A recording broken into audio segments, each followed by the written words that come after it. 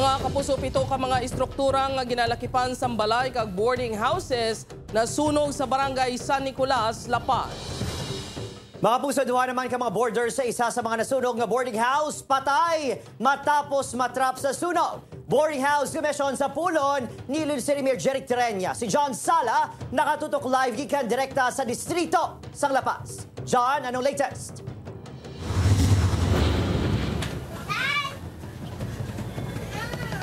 Jert Adrian Paliado nga koneksyon sang kuryente. Mga napabayaan nga nakasaksak nga appliances kag napabayaan nga ginaluto. Pila lang ini sa ginalantaw sang Bureau of Fire Protection nga rason sang sunog nga naguta sa kabuhi isang duwa ka mga boarders sa isa ka boarding house nga naulamid sa sunog.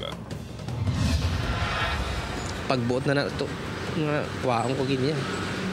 Apisan nga gid pamalabagan sa otoridad. Gitinguan gid kuno ni Randy nga makita ang sitwasyon sa iya bata nga si Renz matapos nga matrap sa sulod sa iya kwarto samtang nagaluntad og sunog sa ginatiniran sini nga boarding house sa barangay San Nicolas, La Paz kahapon sang hapon. Daw ginakumos ang iya tagipusoon sa nakitaan ang sunog nga bangkay sang iya ginakabig, mapinalanggaon kag mapisan nga bata. Nakita ko sir, nakita ko ginang sitwasyon niya nga sunog gid sir.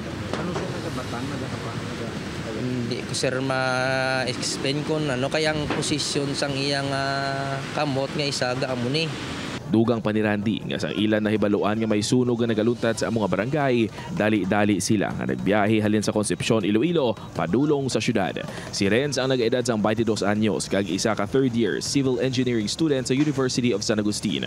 Kilala nga mabuot nga classmate kag abyan sang tanan, gani hindi man tubtob subong mabaton sang isa sa mga malapit ka abyan ni Renz ang gindangtan sini.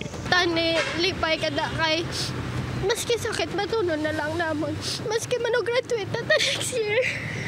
Hindi kami makumpleto ang away.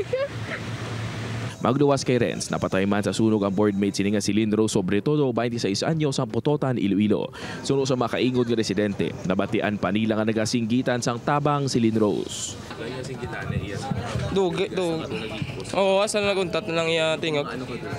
Alas 3:40 na gano'n mga alas 4:20 to na nadula yung tingog. 5 tanan ka mga balay ang totally damaged, samtang 2 naman ang partially damaged. Pulo ka mga pamilyang apektado ang ginalakipan sa 173 ka mga individual.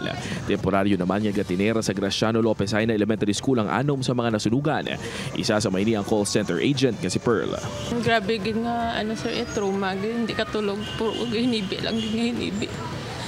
Wala gid kapahubayan gid.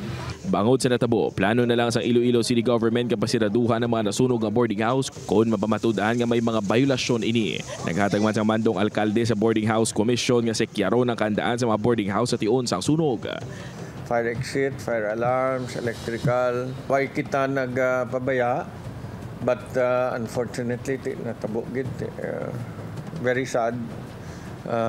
Pero balikan ta pagid kay that means nga mas todo pagidatan noon. Maghatag sang 100,000 pesos nga bulig ang Iloilo City LGU sa duwa ka mga napatay. Padayon pa ang investigasyon sang BFP Iloilo City sa gitunaan sang Kalayo.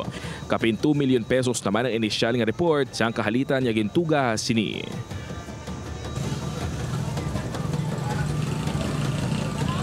Jert, base sa impormasyon, pila sa mga boarding house ang wala sang business permit. Kaga base man sa kumpirmasyon sang Bureau of Fire Protection, pila man sa mga boarding house ang wala na isyuhan sang Fire Safety Certificate. Gani isa ina sa mga investigaran sang Iloilo City Government. Samtang subong ligid nga hapon, sa bahay naman sang East Timawa Molo, duwa ka balay ang nasunog. Isa ang partially damaged, kag isa naman ang totally damaged gid. Ginatudlo nga nagasugod ang sunog sa balay nga totally damaged sa iya ikaduwa nga panalgan. Base man sa investigasyon sang Bureau of Fire Protection, posible nga electrical in nature ang sunog. 13 ka individual ang apektado sa sunog, kag maswerte man nga wala sang may napilasan o kung wala sang may napatay sa nasambit nga sunog. Jert. Madamong nga salamat sa update, Kapuso John Sala.